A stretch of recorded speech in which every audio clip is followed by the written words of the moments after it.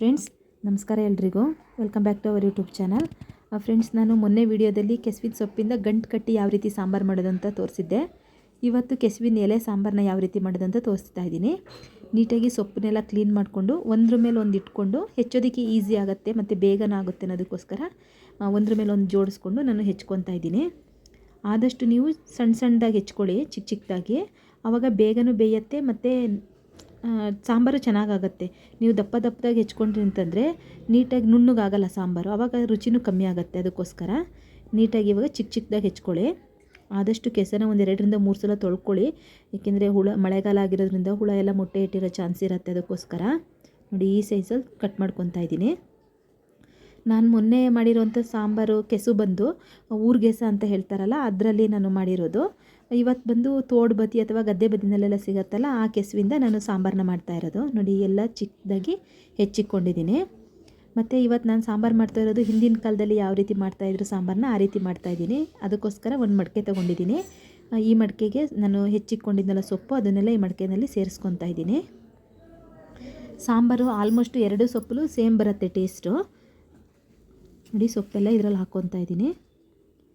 ಇವಾಗ ಇದಕ್ಕೆ ನಾನು ರುಚಿಗೆ ತಕ್ಕಷ್ಟು ಉಪ್ಪನ್ನ ಸೇರಿಸ್ಕೊತಾ ಇದ್ದೀನಿ. ಸೊಪ್ಪು ಬೇಗ ಬೇಯೋದ್ರಿಂದ ಫಸ್ಟೇ ಹಾಕ್ಕೊಂಡ್ರೂ ಪರವಾಗಿಲ್ಲ ಏನು ಉಪ್ಪನ್ನ, ಹಾಗಾಗಿ ನಾನು ಇವಾಗಲೇ ಸೇರಿಸ್ಕೊತಾ ಇದ್ದೀನಿ. ಒಂದು 1/4 ಟೇಬಲ್ ಸ್ಪೂನಷ್ಟು ಅರಿಶಿನ ಪುಡಿ, ಒಂದು 1/4 ಟೇಬಲ್ ಸ್ಪೂನಷ್ಟು ಜೀರಿಗೆನ ಹಾಕ್ಕೊತಾ ಇದ್ದೀನಿ, ಅಂದರೆ ಹಸಿ ಜೀರಿಗೆ ಇದು. ಇದ್ರ ಜೊತೆಗೆ ನೀವು ಹುರುಳಿಕಾಳು, ಮೊಳಕೆ ಕಟ್ಟಿರೋ ಕಾಳುಗಳನ್ನ ಹಾಕಿದ್ರೆ ಚೆನ್ನಾಗಿರುತ್ತೆ. ನಾನಿಲ್ಲಿ ಕಡಲೆಕಾಳನ್ನ ಹಾಕ್ಕೊತಾ ಇದ್ದೀನಿ, 1 ಬಟ್ಲು ಮೊಳಕೆ ಕಟ್ಟಿರೋ ಕಡಲೆಕಾಳು ಅಥವಾ ಹಲಸಿನಕಾಯಿ ಬೀಜನೂ ತುಂಬ ಚೆನ್ನಾಗಾಗುತ್ತೆ. ಇವಾಗ ಇದಕ್ಕೆ 1 ಲೋಟದಷ್ಟು ನೀರನ್ನ ಹಾಕ್ಕೊತಾ ಇದ್ದೀನಿ.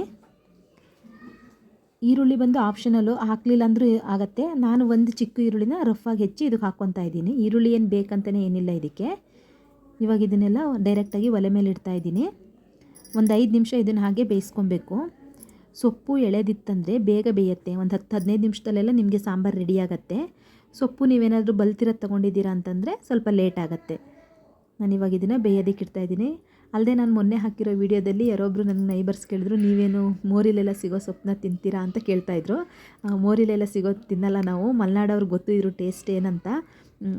ಅದೇ ಇದು ತೋಡು ಬದಿನಲ್ಲಿ ಗದ್ದೆ ಹತ್ರ ಅಥವಾ ಮನೆ ಹತ್ರ ಎಲ್ಲ ಬೆಳೆಯುತ್ತಲ್ಲ, ಅಲ್ಲಿ ಜಾಗ ನೀಟಾಗಿ ಇರುತ್ತೆ, ಅಲ್ಲಿ ಬೆಳೆಯುವಂಥದ್ದು. ಇವಾಗ ಇದಕ್ಕೆ ಖಾರದ ಪುಡಿ ಹಾಕ್ಕೊತಾ ಇದ್ದೀನಿ. 1 ಟೇಬಲ್ ಸ್ಪೂನಷ್ಟು ಖಾರದ ಪುಡಿ, 1 ಟೇಬಲ್ ಸ್ಪೂನಷ್ಟು ಧನಿಯಾ ಪುಡಿ ಹಾಕ್ಕೊತಾ ಇದ್ದೀನಿ. ನೀಟಾಗಿ ಇದನ್ನು ಮಿಕ್ಸ್ ಮಾಡ್ಕೊಳ್ಳಿ. ಹಾಗೆ ನೀವು ಸೌಟಲ್ಲೇ ಸ್ವಲ್ಪ ನೀಟಾಗಿ ಸ್ವಲ್ಪ ನುಣ್ಣಗಾಗೋ ಥರ ನೀವು ಮ್ಯಾಶ್ ಮಾಡ್ಕೊಳ್ಳಿ. ನೋಡಿ ಇಷ್ಟಾದರೆ ಸಾಕು. ಮತ್ತು ತುಂಬ ಜಾಸ್ತಿ ನೀರು ಹಾಕೋದಕ್ಕೆ ಹೋಗಬೇಡಿ. ಇವಾಗ ಒಂದು 50% ಸಾಂಬಾರು ರೆಡಿಯಾಗಿದೆ. ಇವಾಗ ಇದಕ್ಕೆ ಮೇನ್ ಇಂಗ್ರೀಡಿಯೆಂಟ್ಸ್ ಬಂದು ಹುಳಿ. ಇದು ಉಪ್ಪು ಖಾರ ಹುಳಿ ಎಲ್ಲ ಹದವಾಗಿದ್ರೇ ತುಂಬ ಚೆನ್ನಾಗಾಗೋದು ರುಚಿ. ಇವಾಗ ಇದಕ್ಕೆ ಹಿರಳೆಕಾಯಿ ಹಾಕ್ಕೊತಾ ಇದ್ದೀನಿ. ಮತ್ತು ಲಾಸ್ಟ್ ವಿಡಿಯೋದಲ್ಲಿ ನಾನು ಇದನ್ನು ಹಿರಳೆಕಾಯಿ ಅಂತ ಹೇಳಿದ್ದೆ. ನಮ್ಮ ಸೈಡಲ್ಲಿ ಇದಕ್ಕೆ ನಾರದಕಾಯಿ ಅಂತ ಹೇಳ್ತಾರೆ, ಬೆಂಗಳೂರಲ್ಲೆಲ್ಲ ಇದಕ್ಕೆ ಹಿರಳಿಕಾಯಿ ಅಂತ ಹೇಳ್ತಾರೆ. ಹಾಗಾಗಿ ನಾನು ಹಿರಳೆಕಾಯಿ ಅಂತಲೇ ಹೇಳಿದ್ದೆ. ಊರು ಸೈಡವ್ರು ಯಾರೋ ಕೇಳಿದ್ರು ಅದು ಹಿರಳೆಕಾಯಿ ಅಲ್ಲ ಅಂತ. ಹೌದು, ಇದು ಹಿರಳೆಕಾಯಿ ಅಲ್ಲ, ನಾರದಕಾಯಿ ಅಂತ ಹೇಳ್ತಾರಲ್ಲ ಅದು. ಇವಾಗ ಹುಳಿ ನಾನು 1 ಹುಳಿನ ತೊಗೊಂಡಿದ್ದೀನಿ. ಇವಾಗ ಇದಕ್ಕೆ ಹುಳಿ ಸೇರಿಸ್ಕೊತಿದ್ದೀನಿ. ಈ ಸೊಪ್ಪಿಗೆ ಸ್ವಲ್ಪ ಹುಳಿ ಮುಂದಿದ್ರೇ ಚೆನ್ನಾಗಾಗುತ್ತೆ, ಇಲ್ಲಾಂದರೆ ಬಾಯಿ ತುರ್ಸತ್ತೆ. ಅದಕ್ಕೋಸ್ಕರ ನೀಟಾಗಿ ಹುಳಿ ಎಲ್ಲ ಹಾಕಿ ಸ್ವಲ್ಪ ನೀರು ಹಾಕಿ ಒಂದು ಕುದಿ ಬರೋ ತನಕ ಕುದಿಸ್ಕೊಂಡಿದ್ದೀನಿ. ನೋಡಿ ಸಾಂಬಾರು ರೆಡಿಯಾಗಿದೆ. ಇವಾಗ ಇದನ್ನು ಒಂದು ಸೈಡಲ್ಲಿ ಎತ್ತಿಕೊಂಡ್ಬಿಟ್ಟು ಇದಕ್ಕೆ ಫಸ್ಟು ಒಂದು ಒಗ್ಗರಣೆ ಹಾಕ್ಕೊಬೇಕು. ಮೇಯ್ನ್ ಇದಕ್ಕೆ ಬೆಳ್ಳುಳ್ಳಿ ಒಗ್ಗರಣೆ ಹಾಕ್ಕೊಬೇಕು, ತುಂಬ ಚೆನ್ನಾಗಾಗತ್ತೆ. ಬೆಳ್ಳುಳ್ಳಿ ನೀವು ಎಷ್ಟು ಜಾಸ್ತಿ ಹಾಕ್ತೀರೋ ಅಷ್ಟು ಚೆನ್ನಾಗಿರುತ್ತೆ. ನಾನಿಲ್ಲೊಂದು ಬಾಣಲೆನ ಇಟ್ಕೊಂಡು ಇದಕ್ಕೊಂದು 2 ಟೇಬಲ್ ಸ್ಪೂನಷ್ಟು ಎಣ್ಣೆ ಹಾಕ್ಕೊತಾ ಇದ್ದೀನಿ. ಎಣ್ಣೆ ಸ್ವಲ್ಪ ಬಿಸಿ ಆದಮೇಲೆ ಒಂದು 1/4 ಟೇಬಲ್ ಸ್ಪೂನಷ್ಟು ಸಾಸಿವೆ ಹಾಕ್ಕೊತಾ ಇದ್ದೀನಿ. ಇದಕ್ಕೆ ಹಿಂಗು ಏನೂ ಹಾಕೋದು ಬೇಕಿಲ್ಲ, ಹಾಕಿದ್ರೂ ಚೆನ್ನಾಗಿ ಅನಿಸಲ್ಲ ಅದು ಟೇಸ್ಟು. ಇವಾಗ ಇದಕ್ಕೆ ಮೇಯ್ನು ಬೆಳ್ಳುಳ್ಳಿ ಹಾಕ್ಕೊತಾ ಇದ್ದೀನಿ. ನಾನಿಲ್ಲಿ ಒಂದು ದೊಡ್ಡ ಗೆಡ್ಡೆ ಹತ್ರದ ಬೆಳ್ಳುಳ್ಳಿನ ಸಿಪ್ಪೆ ತೆಗೆದು ಜಜ್ಜಿ ಇದರಲ್ಲಿ ಸೇರಿಸ್ಕೊತಾ ಇದ್ದೀನಿ. ಆದಷ್ಟು ನೀವು ಬೆಳ್ಳುಳ್ಳಿನ ಒಗ್ಗರಣೆಗೆ ಹಾಕಿದ ಮೇಲೆ ಸಿಮ್ಮಲ್ಲಿ ಇಟ್ಕೊಳ್ಳಿ, ಅದ್ರ ಪರಿಮಳ ಬರಬೇಕು, ಅಲ್ಲಿ ತನಕ ಫ್ರೈ ಮಾಡ್ಕೊಳ್ಳಿ. ಸ್ವಲ್ಪ ಕಲರು ಚೇಂಜ್ ಆಗಬೇಕು. ಇವಾಗ ಒಂದು ಕಡ್ಡಿ ಕರಿಬೇವಿನ ಸೊಪ್ಪು ಹಾಕಿ ಈ ಒಗ್ಗರಣೆನ ನಾವು ಸಾಂಬಾರು ರೆಡಿ ಇಟ್ಕೊಂಡಿದ್ವಲ್ಲ ಅದರಲ್ಲಿ ಸೇರಿಸ್ಕೊತಾ ಇದ್ದೀನಿ. ನೀಟಾಗಿ ಇದನ್ನು ಮಿಕ್ಸ್ ಮಾಡಿಕೊಂಡು ಒಂದು ಮುಚ್ಚಳ ಮುಚ್ಚಿ ಒಂದು 2 ನಿಮಿಷ ನೀವು ಸೈಡಿಗೆ ಎತ್ತಿಕ್ಬಿಡಿ.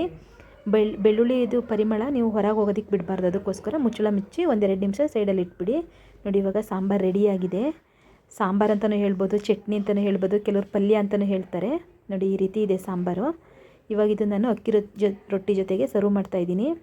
ಇದು ಮುದ್ದೆ ಜೊತೆ ಚಪಾತಿ ಜೊತೆ ಎಲ್ಲ ಅಷ್ಟು ಸೆಟ್ ಆಗೋಲ್ಲ, ರೊಟ್ಟಿ ಜೊತೆ ಮತ್ತು ಅನ್ನ ಜೊತೆ ತುಂಬ ಚೆನ್ನಾಗಾಗತ್ತೆ.